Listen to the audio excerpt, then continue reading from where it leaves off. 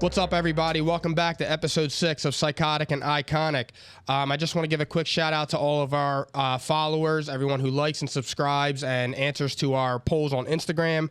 I want to give a shout out, as always, to Ant Saracusa for our intro song. Everybody go follow him on Instagram at JustAnt. And with that, I'm going to pass it off to Mikey P, and we're going to get this episode started. We're going right into it today, guys. A lot of trade talk. Bonus episode today. Bonus. So we got to deliver. Everyone loves talking trades. We're going right into it, though. Deshaun Watson. Fuck him. Man, this is escalating quickly, right? Kinda. We'll get there. It's going to escalate. I mean, he's been all over the news. It's just gone crazy the last few days, especially in Philadelphia. I'm going to lead it off with the first report that I saw last week. Adam Schefter was on Get Up, and he stated, watch Philadelphia when it comes to a potential Deshaun Watson trade. There's no team out there better positioned and better armed to go trade for Deshaun Watson than the Philadelphia Eagles. If there's anyone who can make a deal for Deshaun Watson when Houston's ready, I would watch Philadelphia. And he even said something along the lines, like later in that episode, that the Eagles would be instant Super Bowl contenders with Deshaun Watson. He's fucking delusional. So that was the first thing. Now, I mean, this is, everyone talks to Schefter. This is a national reporter. He's usually spot on with everything, but you don't know who's feeding him the info. Second thing, though, there was a second report right out of Philadelphia, somebody who is in NovaCare Complex more than anybody, Howard Eskin. Right? I agree. He's plugged in more than anybody. So, and you and I know this. Yep. Nick and I used to be ball boys for the Eagles, so you see him there every goddamn day, like it or not. And he may be a pain in the ass, but he is plugged in. Howard Eskin states this. On the radio, he says, only 3 teams have the strong desire to make the move for Deshaun Watson.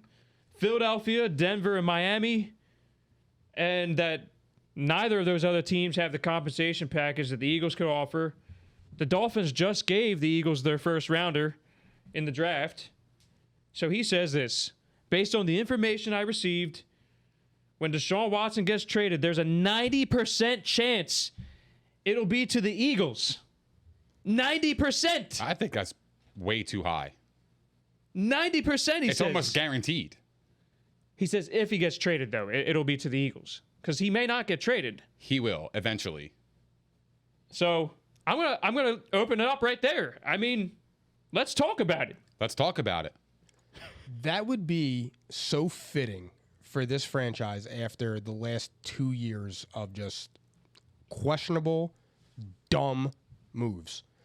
I want nothing to do with Deshaun Watson. Tell me why. Number one, there's way too many Asian massage parlors in South Philadelphia for him to control his ass. That's number one. Could you see him sitting in his condo bored at 2 a.m. going on Race Street? He has no chance. That's number one. Number two, the cold hard truth. He ain't that fucking special. Oh. All right. He's a as very, a person very or a good player? Yeah, he's a good player. Absolutely. As a person or a player? Well, as a person, I think he's a pile of shit. As a player, he's good. But I don't think he's changing your franchise. I don't. He's 28 and 25 as a starting quarterback. But he was with the Texans, though. Fuck's that mean? He had D-Hop. Yeah, but he also got traded last year. And he had nobody. He was throwing to Randall Cobb. Bro. That defense was arguably the worst in the NFL. It was brutal. They had no running game. They had David Johnson and Duke Johnson. But the other years, he had D-Hop. Yeah. And, he led 24. And they went to the playoffs. He never won a playoff game. Never won a playoff game, but they went to the playoffs. They did, yeah, of course. So where do you think his destination is best? I mean, well, here, hold that thought, because Mike, I have to enlighten you here on how great of a year he had last year. Let me educate you. That's education, please do it. Deshaun Watson's ranks in the NFL last year: 3rd in completion percentage, 2nd in passing yards per game, 1st in passing yards per attempt, tied for 3rd in touchdown to interception ratio with 33-7. Phenomenal. 2nd in passer rating with 112.4. Mm-hmm. Outstanding.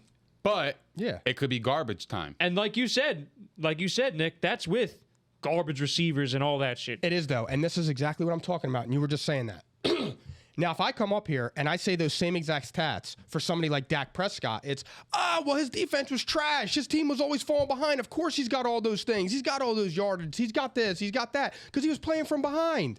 But with somebody like Deshaun Watson, because we go off of narratives, it's, man, this guy, he's revolutionary. He's going to do everything for us. I'm just not buying it. No, I'm with you on that. 100%. Everything you just said is what It's I 100% believe true. in too. Yeah. I just look at it and I'm just like, first of all, it makes the Jalen Hurts pick even worse. Uh-huh.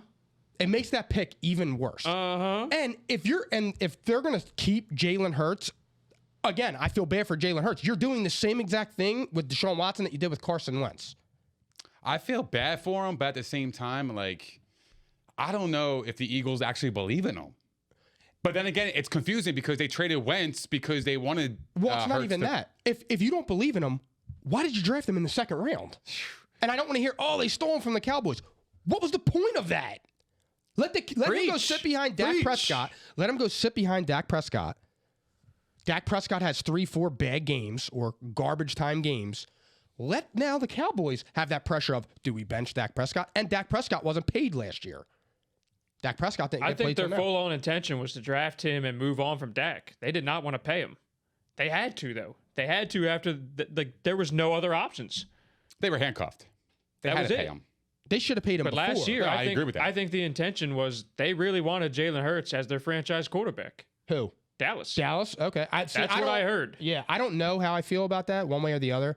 But, I mean, as for, like, the whole Deshaun Watson to the Eagles, dude, I am a hard no. Like, I want nothing to do with him. Like, I'd be more enticed to sit there next year and root for Jalen Hurts because I don't think Jalen Hurts is a bad person or a bad player. I am just fed up with the franchise because of the way they handle shit. And now you have all these rumors circling. Oh, my God, 90% chance he gets traded. If he does, he's going to the Eagles. How do you think that feels to Jalen Hurts? You fucked up Carson Wentz's mentals. Now you're going to do it to the same. You're doing it the same thing with a rookie head coach. You have a rookie stud wide receiver. You're doing the same exact thing. Howie Roseman's a fucking weasel. It's been sent from Orlando Scandrick. I mean, I hate him, but Orlando Scandrick He's said a it. fucking weasel. Yeah, but it's been constantly said that Howie Roseman is like that he's just fake. So I don't get that. I want nothing to do with him. You drafted Jalen Hurts in the second round. See what When you got. had Carson Yeah, Wentz. see what you got. See what you got. Don't do that. Well, Like here, that- let me tell you guys one thing. They still haven't named Jalen Hurts the starter. I don't know how they're much I actually- look into that. Though. I don't look into it because it's just So more you for think- competition purposes. Do you That's all think it it's is. meaningful though? Yeah. However, I That's a vote disagree of with confidence. that because here's the thing: if you're going into the season, you're saying it's an open competition, and you actually believe that, and the open competition is with fucking Joe Flacco, you got serious problems. That's why I don't believe it. It's just more of a competitive thing.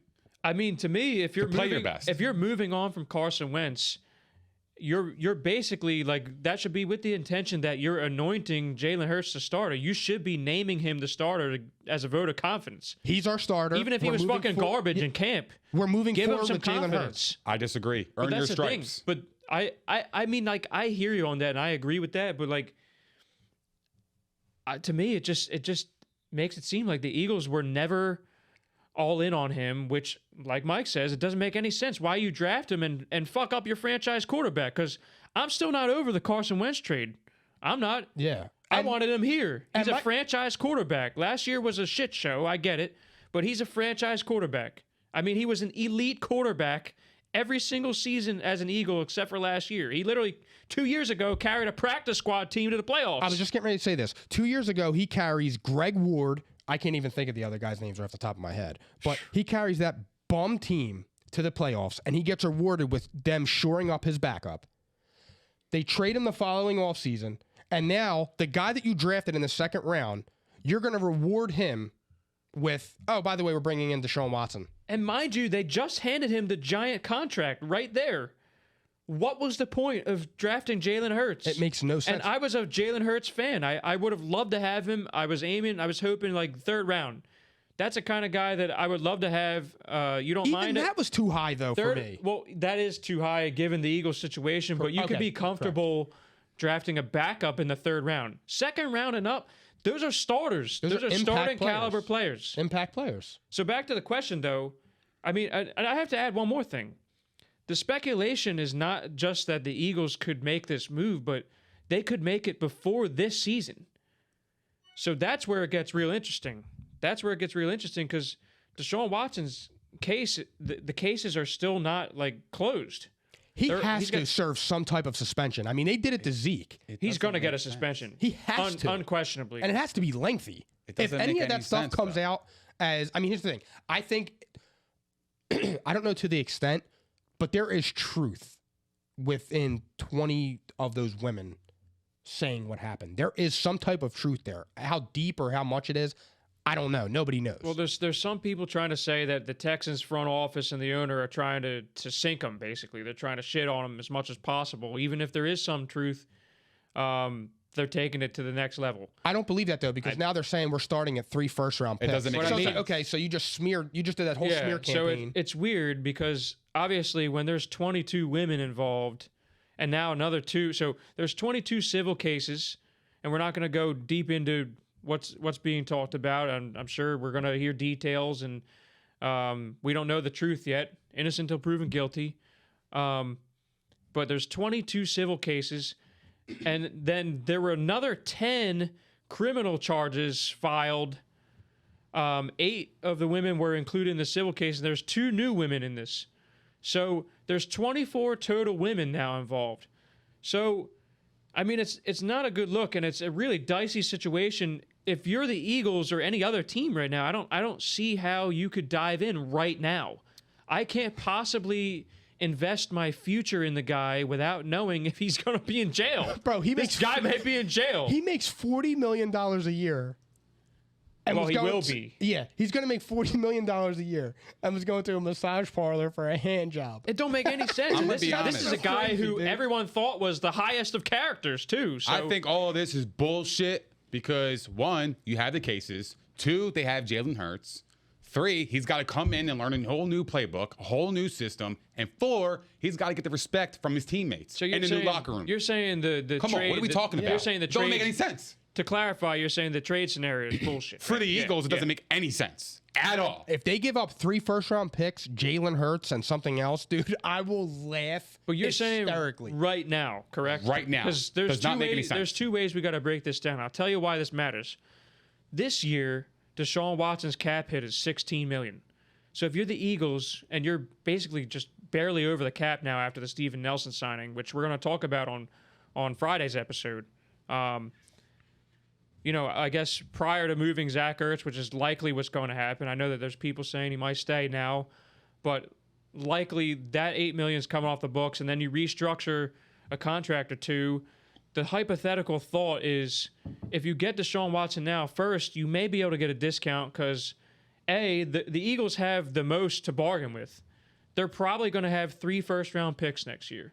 Likely the Wentz pick is going to convert to a first-round pick. Build your team. So the second thing is that if you're making the move, you want to do it now, and you'll be able to fit them under the cap better because next year is when it goes up to $40 million, and then you got to start shedding contracts, maybe trade a player or 2 away. I mean, I've even seen Fletcher Cox's name floating around just because of his giant cap hit. It's going to be like $22 million.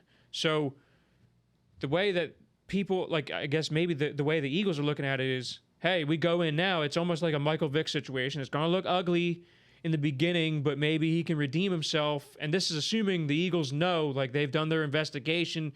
They know what's going on here. And they take a flyer thinking that there's going to be a settlement to all these cases. Maybe they don't have to pay as much in compensation, just because they have the most to offer. Like, even if let's just compare to the 2 teams that Eskin was saying, Denver and Miami, they have 2 first rounders, I think. And that's like, when I say that, I mean, I don't even know what their first rounders are for this current year.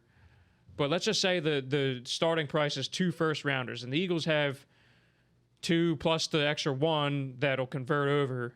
That's it. But the Eagles also have a quarterback to give. I mean, you could also say Miami in that case would have a quarterback to give that if they're not sold on Tua, but they're not. That's why they're in. And so in the Denver Eagles, because of the Drew Eagles Lock. hold the leverage is all I'm trying to say. Like, because then they can talk about other picks, knowing that they have a third first rounder in the tail, you know, like so that maybe they want to throw out a second rounder on top of that or something. I mean, the speculation is it's going to take 3 high picks, 5 picks total, and a player is what the Texans were supposedly seeking, and there's no way in hell they're going to get that. He's not. There's worth no that. way. So are you Well, on he board will with be- this? No, right now, no. I like put me on record. I wouldn't do it until I know for a fact that he's cleared, because I don't think anyone else is going to go for him right now. All right, I was about to say 'cause I was However- going to have to walk out again. Yeah. However, though, if he's cleared of this, which it's not going to happen this year, it would probably happen sometime next year because the cases won't settle till then. Does he get put on the exempt list? Probably. He should. He's going to get suspended. Well, no, I'm saying I don't think that there's any way he can play this year with No. all that going on. He showed up at camp, but he's not going to play. There's no way. that's what I'm saying. Well, he that's showed what I was up asking. because he doesn't want to lose money. Yeah, he gets fined $50,000 a day that he doesn't show up. there's no way that he's playing football this year. There's no way. I mean, really, you don't think so? no way, because even if they do Okay. settle early, I still think that the commissioner is going to deal him a punishment of some sort, even if it's like, 4 games. He's going to miss time this year. There's He better no get way. more than 4 games. There's Yeah. no way he can get away with it. Like, there's too much. The NFL will be tarnished. Like right now, they're trying to fight domestic violence and all that kind of stuff. Yeah. It would be a horrible look for them. He's going to get something just because of everything that happened. And a settlement would indicate like, okay, maybe something happened, but they reached an agreement. I say just give Jalen Hurts a shot. Give him a because chance. My thing is like, if Deshaun Watson's available next year, then you can go after him if you want it. You know, like if Hurts sucks, then you Yeah. can go after Watson. But then, what's the price tag? And not for nothing, but if Hurts sucks this year, you have 2, possibly 3 first-round picks next year. So it's like you can still build your team, and you can bet on Jalen Hurts the same manner you would as if Deshaun Watson was coming in. Like it could be basically the same thing, except one, you're bringing in somebody that next year is going to have an enormous cap hit, as opposed to if Jalen Hurts comes in this year and he shows a little bit of promise, and you're like, okay, we can grow with him, he can get better.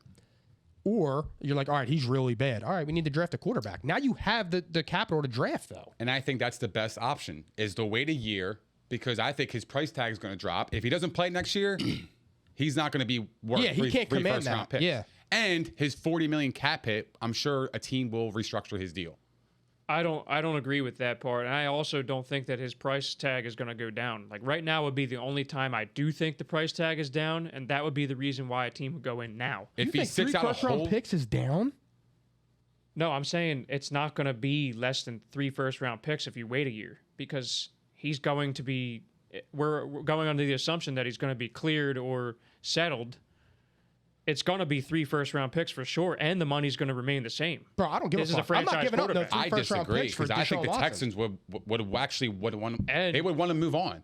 They're going to want to move after on, a but whole they hold the cards, and there's going to be more teams involved if he's settled. There's going to be more teams involved. He is. I'll give him that. It will be, because at that point, you can So get him that's- and insert him, and that's it. So And you can that's the start point playing. here. But I am saying I'm not doing it until I know it's either settled or he's It's over. whatever. It's over. So next year it could be settled early. If it's settled early, then I mean it's football. They're gonna do it regardless of how we feel about him as a person. I definitely look at him a little differently right now. I'm surprised. So the person I'm not even talking about. As a football player, he is hands down a top 5 franchise quarterback right now. Hell no. Absolutely. Hell no. Are you Emphatically crazy? no. Are you crazy? No, he's not. Nick, please, for the love of God, tell me the God's honest truth here. Is Deshaun Watson a franchise quarterback, and is he a top 5 quarterback in this league? Is he a franchise Franchise quarterback? Yes. Is he a top 5 quarterback? No. Give me some of that. Yeah. That was chemistry Hell right there. no. Emphatically no. Yeah. Are you guys crazy? No. He's close. What? He's close. He's borderline 5. Yeah, he's hovering at 7. You know where he's right around? He's right around Dak Prescott. Oh my God. Oh my God. That's it's 7 not even close. That's 7 to 10 range. So you would take. Oh, So would you take no. Deshaun Watson or Josh Allen? Deshaun Watson for sure. What? Absolutely. The only reason it's not getting talked about now is because everyone's assuming he's not going to play. Real fast. Tom Brady, Russell Wilson, Josh Allen, Aaron Rodgers. Aaron Rodgers is better than Josh Allen. I know that. I wasn't saying it in order. Oh, okay. I wasn't saying it in order. No. I was just saying that's your top 4. And number 5 could be, I'm missing somebody, I feel like. Deshaun Watson. No. Don't even do that. No. You love Wentz, but I don't think he's top 5. He's not a top 5 quarterback. No debating. No. This year he'll be a top 10 quarterback. But, That's tough. yeah, he's not top It's 5. easy though. for Hell me. no. Hell no. It's easy. Hold on real fast. It's real easy. I don't know, man. I don't know. I think it's a dumb deal because for the Eagles, that is. But the team that makes most sense would be Denver. They don't have a franchise I quarterback. didn't mention Patrick Mahomes. Oh, Mahomes. Oh, well, yeah, you can't Duh. forget him. Yeah. Okay, so I guess it depends on your stance on Josh Allen. But, like I said, he's better than Josh Allen. No. I disagree. How not? Because I think Josh Allen actually kind of like revitalized Buffalo. Like his play has been phenomenal. Well, no His one's gonna stats deny are that. Crazy. No one's going to deny that, got but a he's only rocket done it. arm. He's done it for 1 year. He's got a rocket Deshaun arm. Watson's been doing it for years now. It's weird. Baker Mayfield is 23 and 22 as a starting quarterback. I don't think Baker's better than Deshaun Watson. Neither do I, but I'm It's just not saying. even close. Neither do I. But record speaking, they're on the same wavelength. Playoff appearances. Who's got more playoff wins? Baker Mayfield or Deshaun Watson? Well, again, now we're getting Yeah. back to the team subject here. We're getting back to the team, I right? never see Baker Mayfield blow no 24-0 lead. That was a disgrace. The Kansas City Chiefs. It doesn't matter who you play. If you're up 24 points in the playoff game, This you got to is close the that best shit. offense in the Correct NFL. me if I'm wrong, but I remember early February 2021, I watched the Chiefs get the shit beat out of them. I forget that team name. Do you remember who it was that beat them in the Super Bowl? The Bucks. Oh, okay. Oh my God, Tampa Bay. this is crazy. Yeah, You guys are Tampa Bay. throwing. Listen. Character aside, you guys are throwing mad shade to a I like no-brainer Watson. It's top 5 no quarterback. shade. No, this no is shade. No, see, Listen, No shade. Okay, I didn't even get to finish my stance. If he's cleared or settled, whatever the hell you want to call it, I'm giving up 3 first-rounders in a heartbeat. And your team's going to be team's gonna be trash. ass. No way. Yeah. It's This going is to be garbage. This is a puzzle piece. That, the Eagles this are is no the, different than the teams that he's playing on in Houston. Exactly. The Eagles would no way. I don't agree with that at all. The Eagles will have a top 5 offensive line if they stay healthy. Their defense, after the Steven Nelson edition, is now underrated. Their defense is underrated. Okay, you got me there. You got me. You got Devontae Smith. You got Dallas Goedert. I mean, you got a run game. Yeah, the problem is though you got a good quarterback. He's good. He's Listen, good. He's 28 and 25. He's a smooth 500 quarterback. I would like it. Listen, it's a no-brainer because that is the missing puzzle piece. Like when you don't have a franchise quarterback, you do everything possible to get one. Yep. The Eagles gave up their franchise quarterback to acquire one of the picks. So one of the picks to me is like, if I'm getting a franchise quarterback in return, it's house money to me. The problem is would the Texans take that deal? Absolutely. Saying, even though There's no other team that has 3 first-rounders to but give. the Eagles don't actually have 3 first-round picks because it hinges on. So Wentz. even if not, I mean, I'm under the assumption it's going to be. So am I. But do you think the Texans take if the Eagles say we'll give you our 2 first-round picks plus the Wentz pick? Yeah. Do you think they take it even with Yes. he has to play 75% of snaps? Yes, absolutely. Just 3 first-round picks? That's Yeah. it? Yeah. Damn, yo, the 'Cause Texans. I would think rob they want us. players, too, in return. Give him Zach Ertz. No, oh, you're crazy now. yeah. You're wild. You gotta wash out the salary somehow, right? Oh man, I'm just we saying, got to like- go to the next topic because I'm getting heated. I'm just saying, it's not even a question to get a franchise quarterback that you do it at all costs. And that's like, I like Jalen Hurts. So But it doesn't This is a make proven sense guy. for the Eagles. It does not make sense for the Eagles. It makes sense Right for now. Denver. Right a team now. like Denver makes sense. Cap wise, this year, like he said, cap wise, also, if you're going to get him, the you other have to do thing it now. is, I mean, real quick, Jalen Hurts, let's say he has a good year, but the Eagles aren't sold. At least this also bumps his value up and they feel comfortable getting rid of him and getting some compensation for him, whether it's in that deal or in another deal. If he gets traded to the Texans, dude, I will feel so bad for Jalen Hurts. Well, at least he's going to start. if he does, I mean, right now, like, Yeah, on a trash ass squad. Yeah. Well, the Eagles with Jalen Hurts might be trash ass squad. You know, I mean, I don't think so, but I'm just saying they could be. We'll see. We'll see. I mean, stay tuned, but definitely, I mean, a divisive subject for sure. We want to hear what you guys have to say. Give us some comments. We need Hit a us poll. up on social. I'm need a definitely poll. going to put this up. I'm going to put up a poll for sure. You can look out for that on Wednesday. Maybe even, you know. You might have to put it up tomorrow. Yeah. Yeah, I mean, we're going to have to see. I know a lot of people are going to be very sensitive to this, and I think Philly's going to be torn 50-50 on this. I mean, no question you want the player, but the person, it's such a challenging situation. So I would stay clear for now. I agree. He's a good player. It's too I risky. like that. You caught yourself. Good job. Good job. It's too risky for me. Doesn't make any sense. Yeah, because he's just not. He's just not that dude. But here, Mike, I'm gonna move us on. I'm gonna perk you up a little bit with some Lakers talk. Yeah. Because that always gets you going, right? Yeah. Right. So The Lakers. The Lakers. My Chris Broussard voice. LeBron's not done yet, right? Hell no. That's not the subject, though.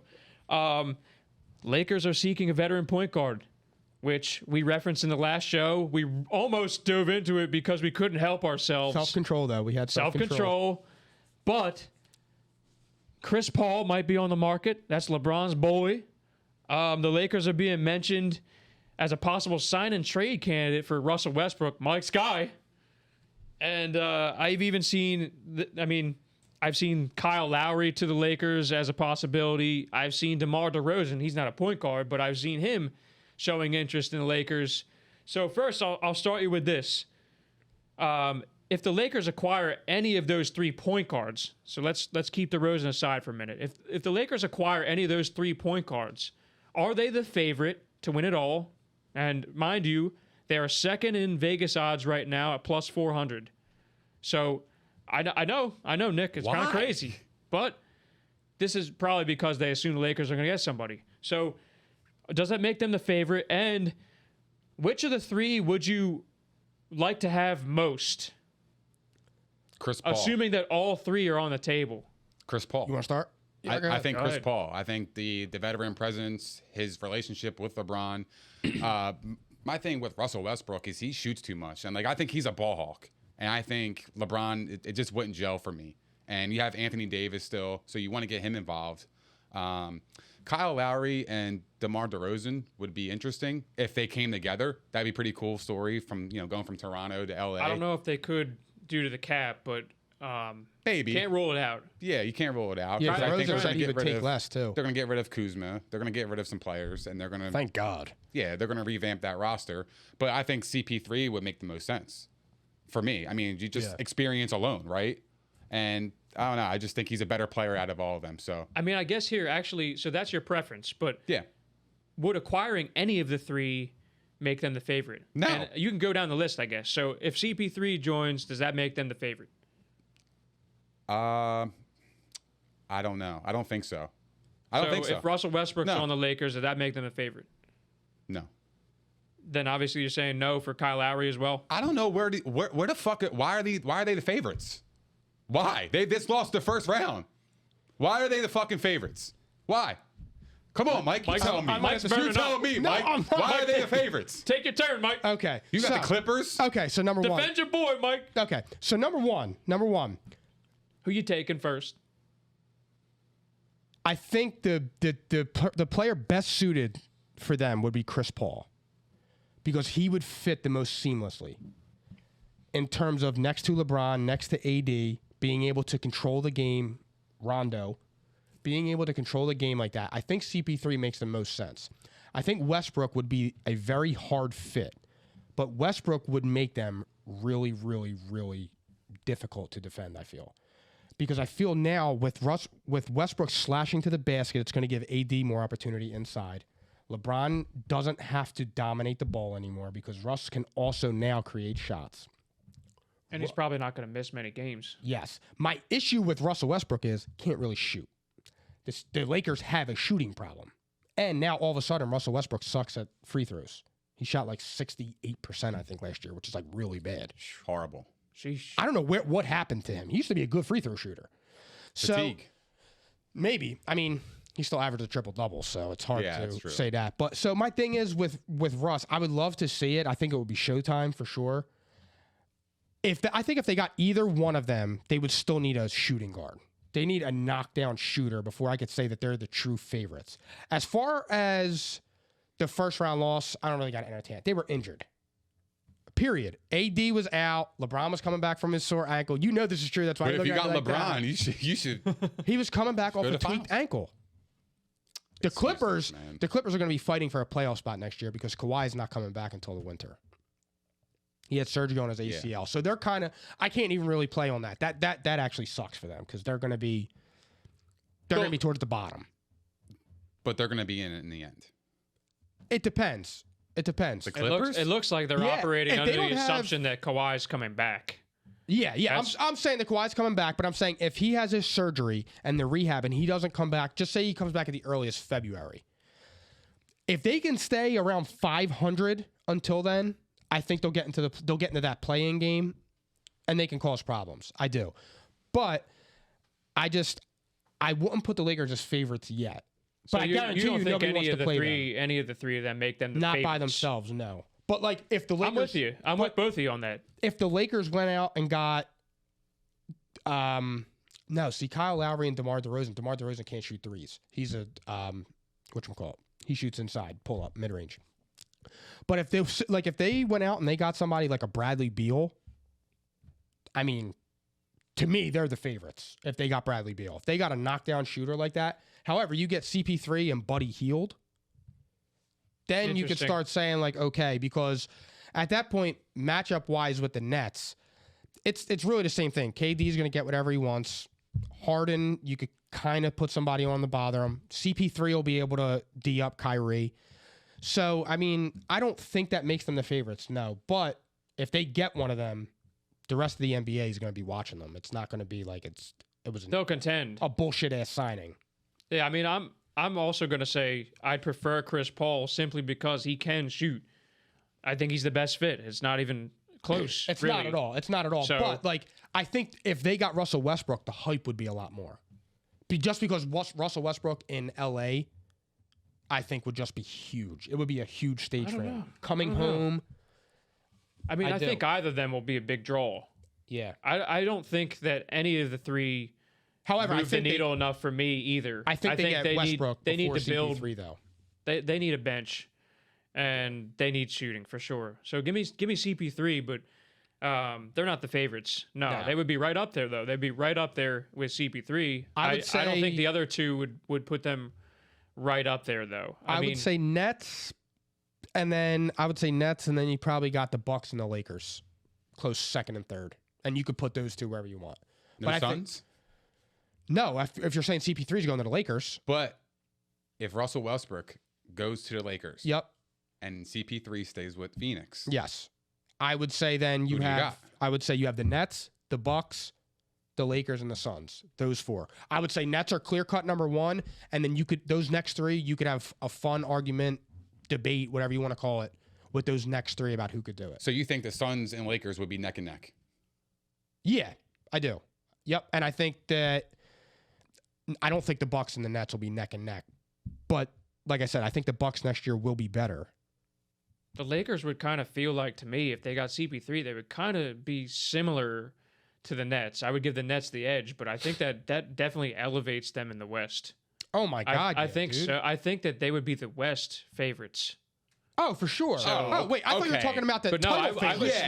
I was talking title favorites. Okay. Oh, okay. Well, I was saying though that puts them pretty damn close to the Nets because they both basically have no bench, and the big three. I mean, you could argue tit for tat. I'm going Nets there, but it's close. You know, assuming that AD's not in street clothes all season. Yeah. Anthony street clothes David. And that's another point too. He's always hurt. Yeah. Right? So like I don't know why I don't understand the tough. I favorites, know. man. It's just a name for me. The Lakers. But I mean it's fuck out of here, man. The Lakers. I'm fucking over them. It's all fair though. It's all fair. But let me push us forward. We're going into some hockey talk. Let's we go. got hockey today. Your Philadelphia Flyers have made 4 trades in the last 10 days. What the hell's going on? They're active. What's going on? Let's talk about it. Culture change. Let's talk about it. Thank you, Phil. Let's talk about it. Thank you. He had it ready this time. Have it ready. The Flyers are making moves. They're wheeling and dealing. I don't think they're done yet either. So we're going to go through each trade because, like, they weren't just little mini, role player kind of trades. These are like Massive trades. yes. Yeah. And like major cap implications. So I'll start with the first one, okay? And we're going to go through all of them. You can tell me how you feel. But the first one, so the Flyers traded Philip Myers and Nolan Patrick. So Nolan Patrick was former number 2 overall pick, had the migraine disorder, and just fell off the face of the earth for the team. A lot of potential, Philip Myers was thought of as a big-time, like, top 4 defenseman. He was an undrafted guy, but he had a horrible season last year, along with Nolan Patrick. See ya. They gave up both of those guys for Ryan Ellis, Nashville Predator, for, 10 years now, right? He's probably a top 10 defenseman in the league, but he has injury issues. So, and that extra spot allowed the Flyers to protect one more player, which impacted the expansion draft. They didn't wind up protecting any big names. So the Seattle Kraken took a prospect unexpectedly. Whatever, we're not going to get into that.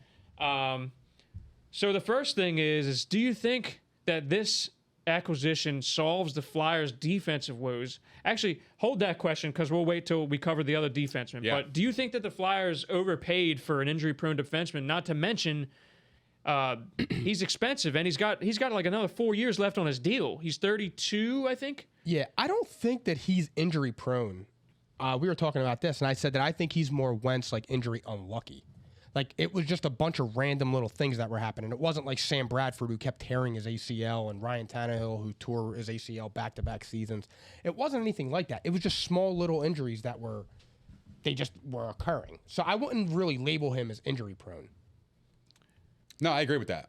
100%. I think it's a great deal for the Flyers. I don't think the risk was too high, honestly. I think if you're getting a top 10 defenseman, I think it's worth it. I mean, he is 100%. he is undersized, so projecting him, actually I was wrong. He's got 6 years left on his contract at approximately $6.25 million cap hit. So you're paying him elite money. The production's always been there his whole career. I love the deal. I mean, he's trying. He's a feisty guy. He's got an offensive upside. I mean, to me, I think it's a no-brainer. Absolutely. Because I think you're cashing in on Philip Myers having the upside, but I don't know if he's going to rediscover his form. He looked so lost to me last year. Nolan Patrick, just under the limelight of Philadelphia, I don't think it was ever going to work out. Like after missing so much time and just not finding his place. I mean, I think there's no risk, honestly, because the Flyers' defense is what cost them for the last 2 years, several years, honestly. That's what exposed their goaltending last year. I mean, we're talking about Carter Hart being one of the rising goalies in the league. He was arguably a top 10 goalie going into the season, and it shook him up because he had no help. He was on his heels. So, I mean, this to me, I think is a no-brainer for a top 10 guy. I'm willing to take the risk, and we'll worry about the contract later down the line because, I mean, that's what the Flyers usually do anyway. At least you picked up a big-name guy because there's not a lot of them that you can go out and get right now. That's what the Rams do. We'll figure out the money. And commands respect in the locker room, too. Right. And, I mean, for what it's worth, it just seemed like with the defensemen coming up from the minor leagues, the Flyers, they got Cam York coming up probably this year. He's probably going to be the third pairing defenseman. So, to me, to get a guy to pair with Provorov, it's a no-brainer. I think it's good for him too because he also had a down year. Yeah, likely due to the fact that what's his name, Niskanen retired. So that was a big loss. Even though he was, he wasn't in his best form, he was still a veteran presence that definitely rubbed off on Provorov. Provorov was phenomenal with him. So he's one of the better defenders in the league. Yeah, I mean, it's a no-brainer. I think. So, I mean, you guys are in agreement there. Yeah, for sure. So, and let me also add one thing. After all the Flyers moves, they still have $13 million in cap space. Yeah. So they have a lot of flexibility right now to do some big things. You got free agency coming up, and you got some other big names out there. So that was the first move. We'll talk about the second move now. Let me bring it up for you.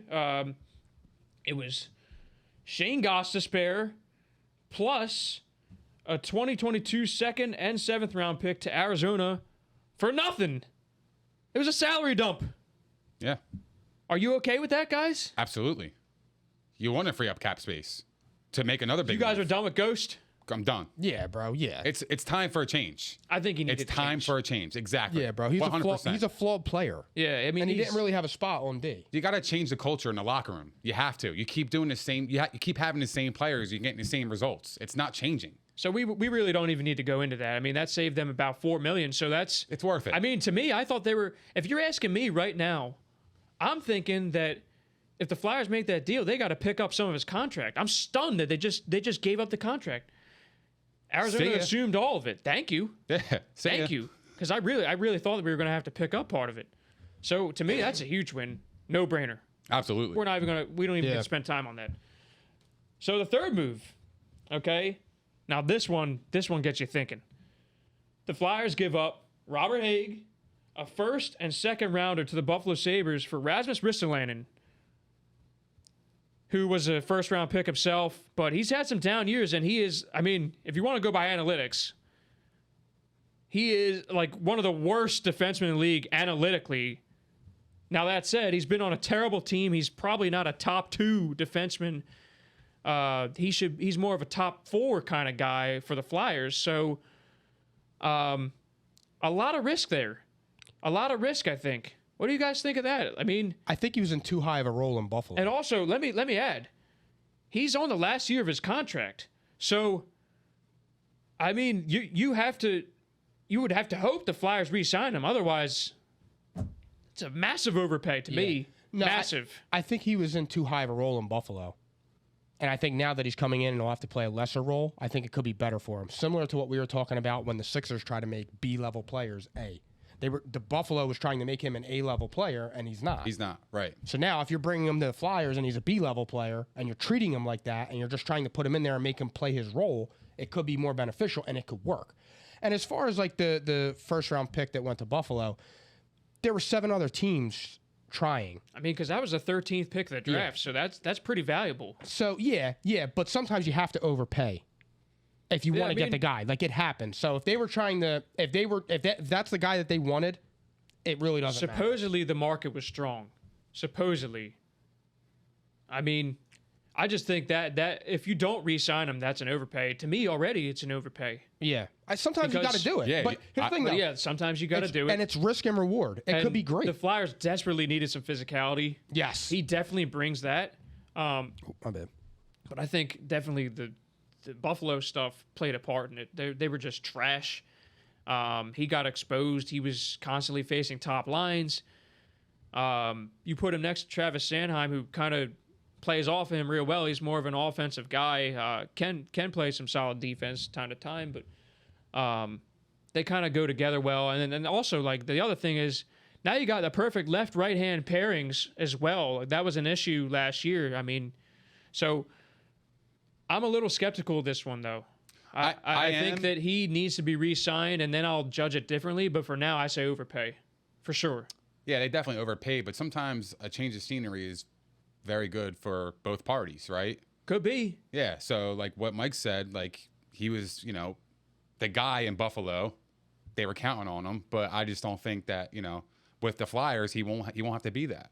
So change of scenery could actually improve his play. So you guys like it? Yeah, and not for nothing. I like it, but I don't love it, but I like it.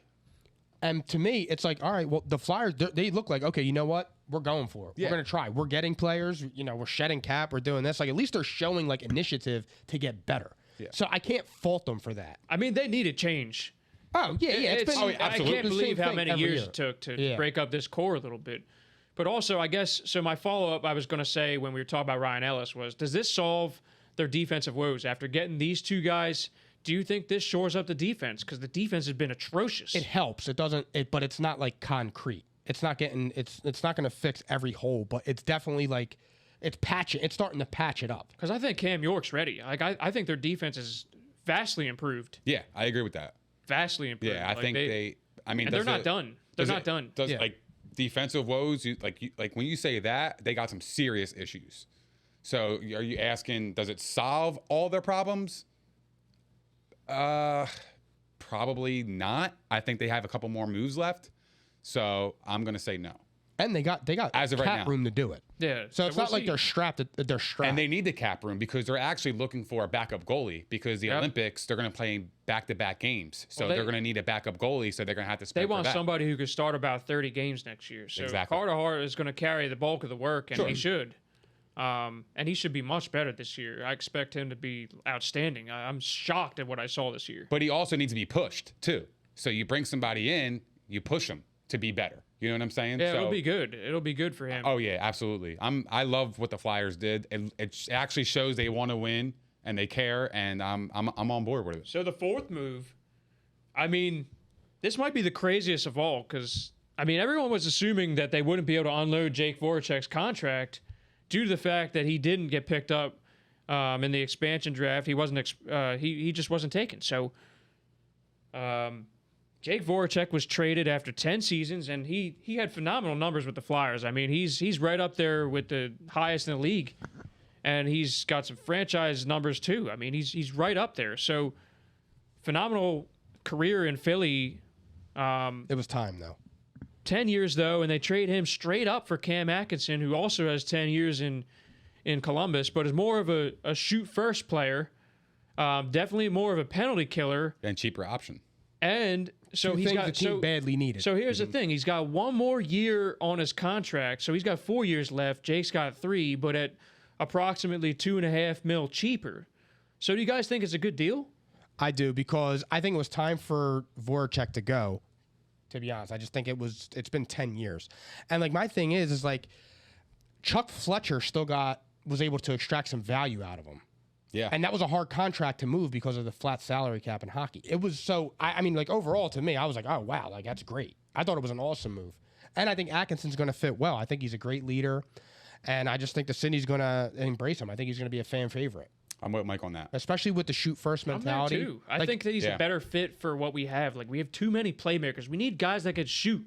The guy had 41 goals 3 years ago, and I mean he's been a productive player. So to me, like put him on a line with Couturier and Giroux. Like you might actually. I mean, Giroux hasn't had guys that are shoot first guys, like other than when he had Jaromir Jagr, which was. Yeah. Giroux It was is a a flash stud. in the pan. Yeah, and by the way, I love Giroux. everyone who's talking about moving Giroux, shut the hell up. Yeah, You know shut the nothing fuck about up. hockey. That's stupid. You know nothing. He's That's so good. ridiculous. Yeah. He's horrible. You gets think no I stand respect. up? You He's think that I horrible. like Ben Simmons, right? He's horrible. You got Mike Giroux. I'm playing, dude. You don't need to call educate me. You, You don't need to I'm educate embrace it. me. If you want to, No, I I think the take name. offense to Mike Simmons, but if you call me Mike Giroux, I'm all for it. Mike Giroux. Respect the man. You are Mike Simmons. I have to get back to that. I'm getting back to that on Friday. No, you're not. You are Mike Simmons. No, I'm Mike Giroux today. Okay, stop with that bullshit. Yeah, I had your back. Thank you. Yeah, there you go. Thank you. But yeah, so I think it's a no-brainer. I think it was good for both sides. I think he's a great fit. Yeah, for sure. It was time, and I think that he probably has more to offer for us. Like I said, with the penalty kill, maybe you can ease a little bit of the weight on Couturier's shoulders, and then he can be more of an offensive player than usual. Yeah. So, I mean, because he's definitely held back by that. He's got to play in crucial minutes against the top lines, and so no brainer, I think. So overall, I mean, what do you guys think of the Flyers so far? You like what you saw? I love it, man. I think Chuck Fletcher isn't fucking around. I think he really wants to win, and he's making all the right moves, in my opinion. So He's I showing salute me the that Flyers. he cares. Yeah, and I think they got way more moves coming up to even be better. So I'm with it. So I like. I love it. You gotta shake it up. I'll give it like a B for now until I see what happens with the Risto aspect of it, and also More's I coming. want to see what else is done. I don't think they're done yet. No. Yeah, no way. No. They have too much money. But let's move forward. Before we do, also please don't forget to like, subscribe, and also hit the notification bell. Also follow us on Instagram, Twitter, and Facebook. We would greatly appreciate it. And he's laughing over there. I appreciate it, bro. Bro, it's not that. You know why I'm laughing. Nick know. walks around saying this in his house all day long, guys. Like he was saying I it love that before, saying. I can't before the take it show. serious It's just I like can't take that serious anymore. I can't, dude. It's impossible. he's saying it in his sleep. It's crazy. It's crazy. But we're moving on to the NL East, talking some baseball. Baseball. We got baseball and hockey today. Come on, give us some love. So, NL East, guys, it's pretty wide open right now. I know the Mets lead by 4 games, but they just lost Jake DeGrom and Lindor to injuries. So, I don't know when they're returning yet. Jake DeGrom is anything involving the elbow makes me nervous. So, I would assume right now, based on reports, that the Phillies, the Braves, and the Mets are going to be very aggressive at the deadline. There's no question that all 3 of them are probably out of the wild card. I think the Nats might have also just slipped out of the division discussion because they were looking to be aggressive. They might unload Max Scherzer now. So I'm gonna first say this. We didn't talk about this before. Ronald Acuna towards ACL. Terrible. A major loss for the Braves. They traded for Jock Peterson. Major loss for baseball. Stephen Vogt already. So Jock Peterson's filling in the outfield. But what is your thought there, first of all, with the Braves? Like, can they recover from that? I know it's pre-deadline talk right now. I assume they're going to be very aggressive, but do you think that the Braves are shot without him? And this is meant to be quick. Yeah, I don't know if they're totally shot, but I like that they already signed 2 guys. So it leads me to believe they're like, okay, no, this season's not a wash. Like, we're not doing because this is an MVP player. Yeah, this is Ronald Acuna. Yeah, so it's like, at least they've already been in such a weird team. Yeah, yeah. No, I think I don't think they're going to compete this year. So we think they're alive. You don't think they're going to compete this year? The Braves? Yeah. I don't think they're going to win the East. Do you think they'll be competitive? Competitive, yeah. You think They they had should- Freeman. all right. So you Freeman think was they an should- MVP you think candidate that they last year, should- so they still have him. But Okay, all right. if you lose Acuna, you're in So trouble. we're in agreement that they're all 3 teams are going to go for it. I think it's pretty obvious the Phillies are definitely going to be buying. That's what They you have said, to. and that's Couldn't tell. That's what they've said, and that's what Dave Dombrowski's been saying. DeGrom is coming back though, by the way. Yeah, he will. He will be back. He will. So the Phillies need to make a move. I mean, ASAP. Multiple moves. Yeah. quick thing about Acuna. though. MILF moves. Cards. What's your take? Since he got injured, the last 30 days, his car prices have been down at least 15% across the board. So for me, like long term, I love Acuna. Yeah, I'm buying Acuna in the offseason 100%. I think it's going to dip even more, and I'll be scooping up some Acunas because I believe in him long term, and I think he's going to be in the MVP conversation possibly next year. I think he's going to come hungry. I'm in full agreement. I love him. I think he's a beast. Bye. I think the Phillies got really lucky that he got hurt, but it's a shame, man. Like I hate seeing players go down sucks like for the that. game, dude. dude. It really does. It hurts the game, man. It really does. So The Phillies find a way to fuck everything up, though. Like they were only a couple games out a few days ago, and I mean, I still think they're buying though. That's what we've heard. So we're gonna go off of that.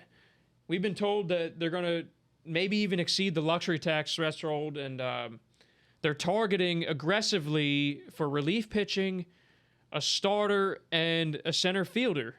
I also wouldn't rule out shortstop as a possible need, with Didi definitely exposed on the defensive end and not living up to his offensive end. I mean, Torres, I can't possibly imagine keeping this up. So that's also like a keep that on the DL kind of thing, low-key need. So here's how we're going to approach this. I'm going to start with 3 center fielders that we've been attached to constantly.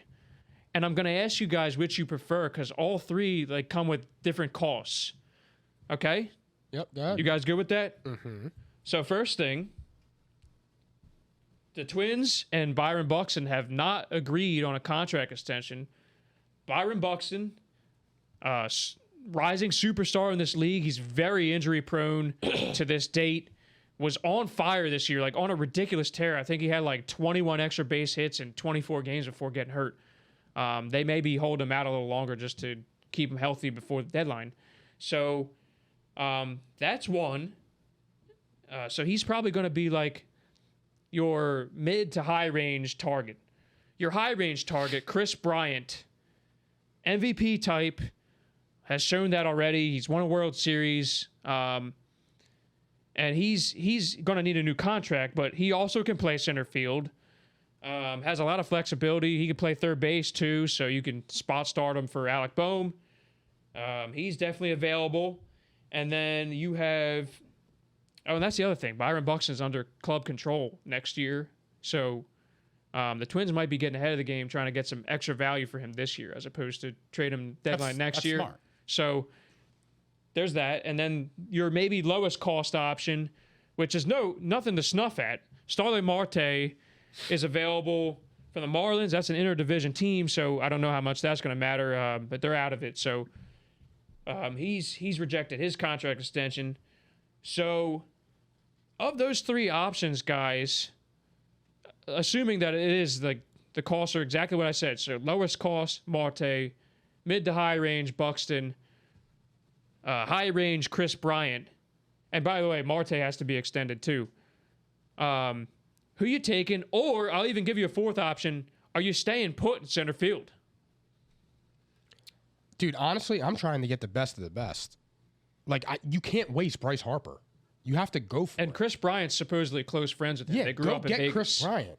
Go enhance your team. Stop going with bullshit-ass middle-tier players. But I got to low-tier say, players. Mike, if you get Chris Bryant and you intend to re-sign him, they probably can't spend any more money like anytime soon. Like that means that this is it. This is your That's core. where I'm at. That's your core. Because if you go Chris Bryant, then you're not solving your pitching woes. That's true. I mean, So for me, I'm going cheaper option. I would probably look into Buxton because he has a lot of, like high upside, and Marte is the cheaper option. So I would probably go Marte. I was going to say, if you get Marte, he's boys with McCutcheon from the Pirates days. Yeah. He's fast. You could put him at the top of your lineup. So, I mean, I'm not saying they're bad options. To me, that was, I'm just saying, like, you have to do every single thing you can do to not waste Bryce Harper. I know, but you got to fill all the holes. I totally agree. Because I also. Pause. Yeah. Pause on that Pause. family. Because I want them. Because they need to get relief pitchers. Like, I want them to get Kimbrel.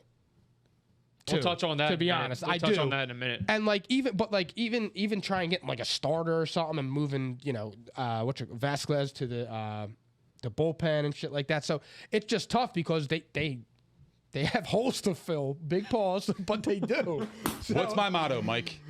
Cheap and what? cheap and serviceable? There you go. Well, Nick, I have to point this out. You were pushing the Travis Jankowski stuff, Bro, he was a week balling ago. for us. But I mean, he went on the IL, so COVID stuff. Let me so he'll explain be myself. back. Let me explain myself. So he was actually playing really well for us. And my thing is, you don't have to trade and move pieces to get another center fielder. You could take the money or use the other pieces that you're going to trade for a center fielder and get pitching. Because you're I think thinking pitching rough it- really matters. Yeah, So you think it absolutely. rough it with like Odubel they need- and Jankowski platooning in center field, maybe even Mickey Moniak, who's caught fire in the minors, if you can get another starter and beef up the bullpen, I am with and that. then you're shooting for like a 100%. higher end option like Craig Kimbrel. Because the Phillies don't have trouble scoring, They don't. regardless. Yeah, they don't. It's their pitching that They're loses them the inconsistent, though. games. Yes. But yeah, the pitching, the So bullpen is they need, fucking they garbage. need a closer. Again. They need a closer. They need a setup man, and they need a starter. That's what they need. Center fielder is just like, okay, they need it for long term, but for right now, this season, pitching. If you're gonna make a run, you need pitching. Bottom line, and that's real shit. Yeah. So you're saying, Bryant, you're saying Marte / stay put. Yeah, I'm saying, yeah. without question, I'm going Byron Buxton. And here's why. I'm not mad about it. I think that anytime you have a chance to acquire someone with superstar talent, I know that he's had the injuries. I know this. I would give up anything but Mick Abel, honest to God. I would give up anything but Mick Abel. We don't have anybody else. I was gonna say, yeah. We have Who you nothing giving left, up? bro. To you, yes. They have the higher ceiling guys in the minors. They could get away with a package there, I think. And to me, like, this is a guy you could potentially build around for the entire, like, duration. Assuming he stays healthy, you hope that he can last for most of Bryce Harper's contract. This is a guy who could literally solve everything, I think, if he plays the way he was just playing. He's got pop. He's got top-end speed. Is he available? Yeah. No. I'm saying like health. Durability. Yeah, So is he available? I'm taking the risk because the Phillies, this is the rare opportunity for a team like the Phillies where they're in like a standstill where they're kind of screwed. Like They Yeah. bought their team, and it's not enough right now. They don't have anything coming up.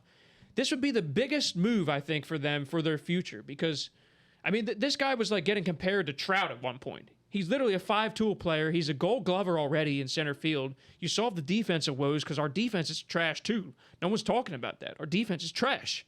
So you're solving center field. You're solving a potential top of the lineup bat. 1 or 2 hole hitter. He's got the speed to steal bases, and he's got massive pop too. And he was hitting he's hitting well over 300 this year. 21 extra base hits in 24 games. Like, he's been a hot and cold player, but I'm willing to gamble on this guy being a superstar right alongside Bryce Harper for his career. And also, I don't think it removes you from the Kimbrel conversation. I think you'll wind up losing, but I'd rather settle on a guy who's like just beneath him and, work it out there. Because I don't know if Craig Kimbrel's fixing this bullpen anyway. But I think that there's still going to be. Gives you a reliable arm. But I do think that this doesn't remove them from the Kimbrel talks. I do think that. I think that they'd be alive in both still. It's just a matter of how much Dombrowski's willing to pay, and I think he's willing to pay anything. They need another starter, though. If they got Buxton and Kimbrel, I would be satisfied with that. I think that would be really good. That would be an A+. A+. It would be great, but I mean, you're still lacking a starter, but at that point, at least you have a reliever that can come in. Because the other thing is if Byron Buxton, I mean, the cost right now, they were talking like a $70 million extension. He declined that, but if it's somewhere in that ballpark, like 80, 90 mil, you're going to also get him at a massive bargain for what, like, if he is going to be a superstar, that's a massive bargain. But my thing I think it's a really rare opportunity. Like, these guys don't come available at all, ever. This is a rare opportunity. They're not beating the Giants. They're not beating the Padres. They're not beating the Dodgers. What's the point? I mean, I'm saying you go for pitching. That gives you the best chance to win in October. My thought process is this is someone you could build around for your future, though, too. Like, it enhances your chances this year of winning the division and maybe making a run because you're assuming that Nola pitches like he did last outing and Wheeler's been a Cy Young guy. You're assuming their top 3 can get you through the playoffs. We're not going to care as much about the 4th and 5th starter in the playoffs. We are going to care about bullpens, so they're going to have to address that no matter what. They're going to need to add 2 arms, no matter what. But if Buxton plays lights out with the Phillies, then my thing is he's going to command big money. Are they able to sign him? Yeah. Because if they are... Definitely. He's not going to be able to command as much as a guy like Chris Bryant. Yeah, he's going to be... doesn't make sense for them. I don't think he's going to eclipse 100 mil. I mean, I think that it's a rare opportunity. It's a really rare opportunity. People probably don't know him that well, honestly. I think he'd be a hit here. I really do. I think it's a perfect fit. So you're going with the upside. Massive. And it's not just upside, but he's producing right now. Yeah. He just needs to stay on the field. And that's where Mike says, is he available? But the Phillies just don't have, like... I mean, besides a couple of guys, like, you got Harper, Real Muto, and assuming Nola gets back to where he is, and Wheeler, you don't have high-end players. Like, this is a massive opportunity. It could be. Massive. Could be. Yeah. I think you just take your shot because this team's not going anywhere anyway as it appears right now. Yeah, they don't have anything in the pipeline. I do kind of actually in that light. I kind of I kind of understand what you're saying. Take a swing at it. Like, because as currently constructed, they ain't doing shit. What do you have to lose? Yeah. The upside, and the problem he's only 27. On the subject of, like you were saying, that what do you have to lose? The problem is you paid Bryce Harper all that money. You do stand to lose a lot. But that's the thing, though, is I think that you're putting a guy alongside Bryce Harper for the long haul. Yeah. I really do believe this. I was always high on this player. And he's finally putting it all together. He just needs to stay on the field. I really wouldn't be surprised if they're just holding him out so that he's 100% healthy for the deadline. I really would not be surprised. That's probably true. The Twins are completely out of contention this year, which is a surprise, honestly. But aren't you guys like tired of seeing the Phillies below leads? Well, no, I'm saying they're going. Yeah. They're going to get. That's my point. They're going to get 2 bullpen arms no matter what. They need to. I think if you go for Chris Bryant, it's going to be a lot tougher. But they're... I wasn't even thinking that when you were saying that because I'm automatically going to name. I'm like, you know what, bring him in, let's go. Dombrowski already traded for Kimbrel in Boston, so I think he's in on it as much as anybody. And the way he's pitching right now is like prime Craig Kimbrel. I mean, he's got a .5 ERA. he We need him. rediscovered his form. So really he'd be do. a We need him. massive game. Yeah, we need him. Period. You need somebody that when they come in, you don't think like we're fucked.